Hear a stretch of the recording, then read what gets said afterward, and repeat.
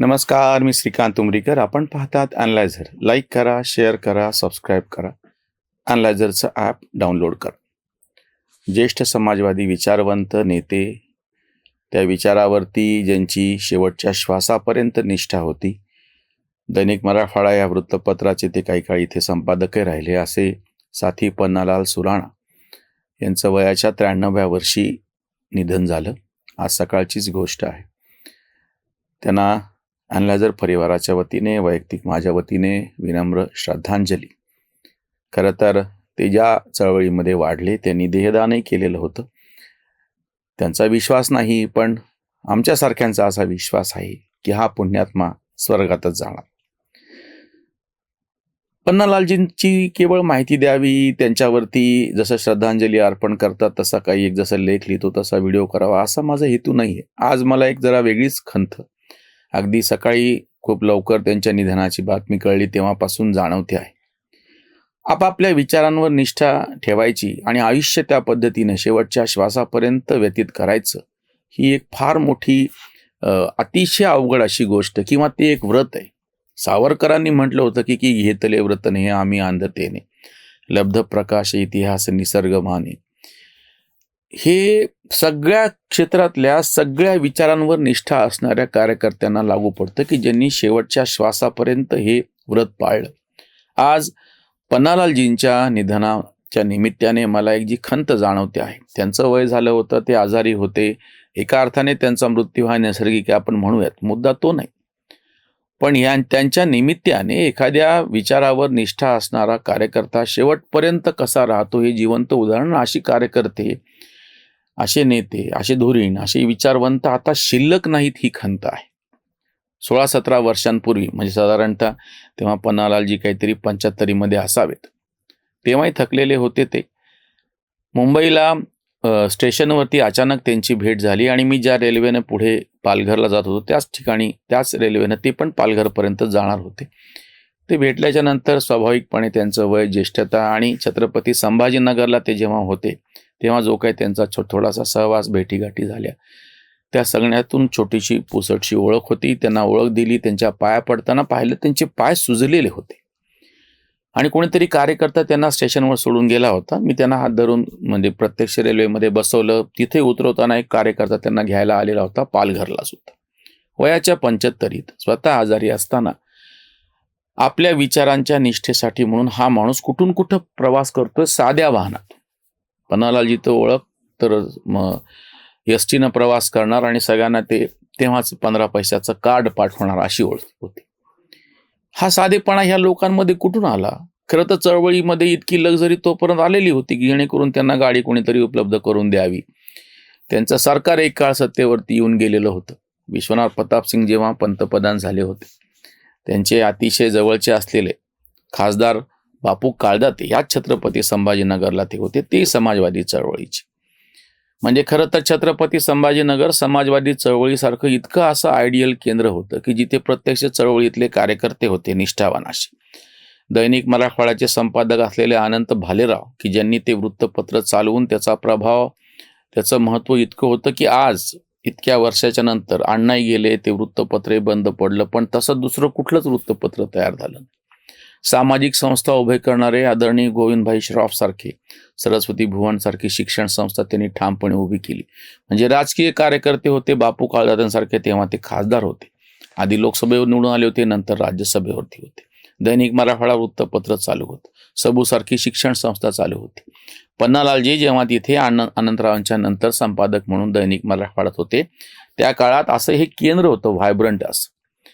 ह्या कार्यकर्त्यांची जी निष्ठा होती शेवटपर्यंतची.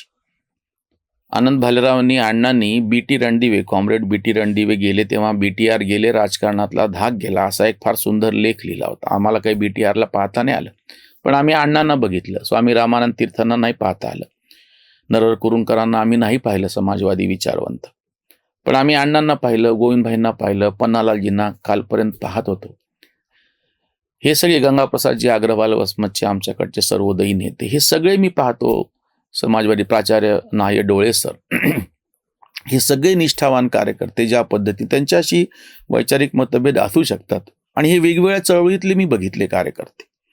माझं स्वतःचं घर निष्ठावान काँग्रेस सेवा दलवालं. माझे काका परभणी शहराचे कधी काळी उपनगराध्यक्ष राहिलेले. माझ्या आईची आई आजी 3 वेळा नगरसेविका, महिला बाल कल्याण समितीची सभापती राहिलेली काँग्रेसकडून.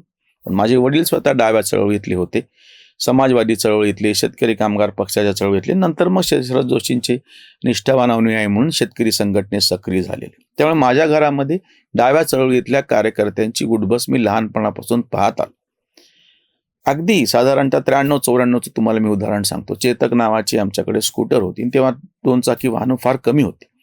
बाहेरून मी जेव्हा घरामध्ये आलो तेव्हा बैठकीत बसलेले जे गृहस्थ होते त्यांचं चहा पाणी झालं होतं. बाबा म्हणले, यांना तू बस स्टँडला सोडून ये.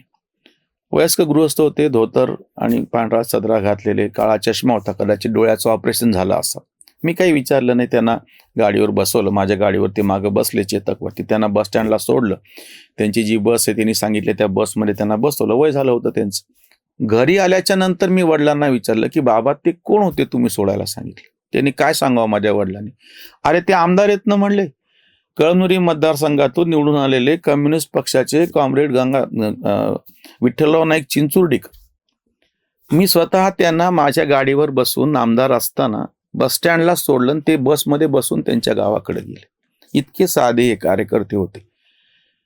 मग यांच्या निष्ठा आज कुठल्याही चळवळीतलं मला सांगा, कुठं आहेत असे कार्यकर्ते? किंवा अगदी आमच्या शेतकरी संघटनेच्या चळवळीमध्ये 1980 पासून, म्हणजे आता 45 वर्ष व्हायला लागले, 81 पासून शरद जोशींबरोबर निष्ठावनपणे संन्यस्त पद्धतीनं त्यांच्या बरोबर येऊन राहिले. आणि आता शरद जोशींच्या माघारी सुद्धा गेली 10 वर्षांपासून त्या आंबेठाणला तिथंच आहेत. प्राचार्य सुरेशचंद्र म्हात्रे. चळवळीतले कार्यकर्ते त्या पिढीतले जुने. म्हात्रे सरांचं वय आता 76च्या जवळपास आहे. असे कुठेच आता कार्यकर्ते वेगवेगळ्या चळवळीतले मी विचारतो. संघाच्या चळवळीतले डॉक्टर वेलणकरांसारखे आमच्या परभणीला, आता ते पुण्याला शिफ्ट झालेत. निष्ठावान ज्यांची विचारांवरती निष्ठा आहे. राजेश्वरराव पारवेकर म्हणून आमच्याच परभणीला इतके सावरकर भक्त. मी काकांचा नंबर सुद्धा माझ्याकडे सावरकर पारवेकर असा सेव्ह करून ठेवलेला. वेगवेगळ्या विचारावरती निष्ठा असलेले असे कार्यकर्ते मी माझ्या आजूबाजूला, जे आता वयानं ज्येष्ठ आहेत, आजही पाहतो आहे. त्याच्यातलं हे शेवटच्या ह्याच्यातलं एक नाव म्हणजे पन्नालालजी, ज्यांचं काल आज सकाळी निधन झालं.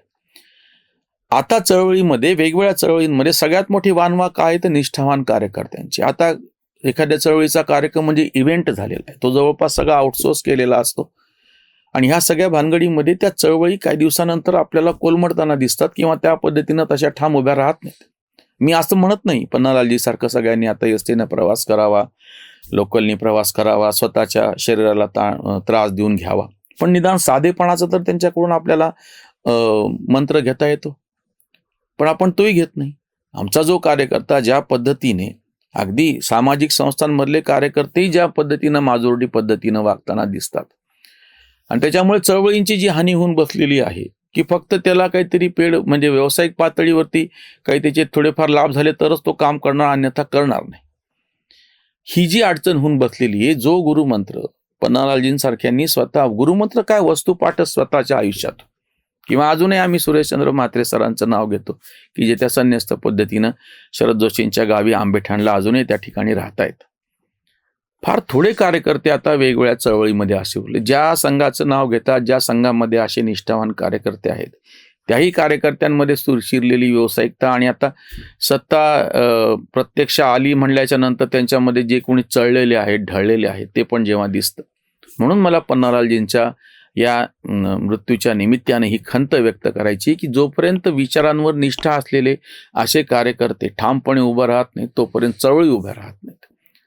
अगदी आताची जी समाजवादी पक्षाची सगळे लोक आपण बघतो उत्तर प्रदेशमधले, ज्या घाणेरड्या पद्धतीने त्यांची वक्तव्य आणि ज्या पद्धतीची त्यांची गुंडागर्दी, भ्रष्टाचार आणि त्यांची घराणेशाही बघतो, लोकांचा विश्वास बसणार नाही की हे तेच समाजवादी आहेत का लोहियांचं नाव सांगणारे, की ज्यांच्यामध्ये पन्नालालजींसारखी इतकी वंदनीय व्यक्तिमत्व जन्माला आली, शेवटच्या श्वासापर्यंत त्या विचारांवर निष्ठा ठेवून त्यांनी प्रत्यक्ष आदर्श समोर ठेवला. पन्नालालजींना विनम्र श्रद्धांजली. केवळ ही टीका करणं सोपं असतं. डाव्या चळवळीवरती उजव्यांनी टीका करायची, उजव्यांवरती डाव्याने टीका करायची, खालच्या भाषेत लिहायचं. अगदी मी पन्नालालजींवरती पोस्ट लिहिल्याच्या नंतर, अगदी माझा वैयक्तिक अनुभव सांगितल्याच्या नंतर सुद्धा हे संघ भाजपवाले दुटप्पी आहेत आणि हे घाणेरडे असे, ह्यांची कसं काय हिंमत होती की समाजवादी चळवळीतल्या नेत्यावर लिहायची. इतकी संकुचित बुद्धी आता समाजवादी चळवळीतल्याच नवीन लोकांची झालेली, की ज्यांना माहीत सुद्धा नाही त्यांचा इतिहास काय आणि कशा पद्धतीचा आहे. पन्नालालजींना विनम्र आदरांजली, श्रद्धांजली. त्यांच्यासारखा साधेपणा, त्यांच्यासारखी विचारांची निष्ठा वेगवेगळ्या चळवळीतल्या कार्यकर्त्यांमध्ये येऊ आणि त्या निमित्तानं त्यांची आठवण किंवा त्यांच्यासारख्या कार्यकर्त्यांची आठवण ठेवून सगळ्याच चळवळी ह्या ज्यांना सामाजिक ह्याच्यात काम करायचं आहे, विचारांवरती निष्ठा आहे, त्या ताठपणे उभ्या राहो, सकसपणे सुदृढपणे त्या चळवळी चालू, हीच अपेक्षा.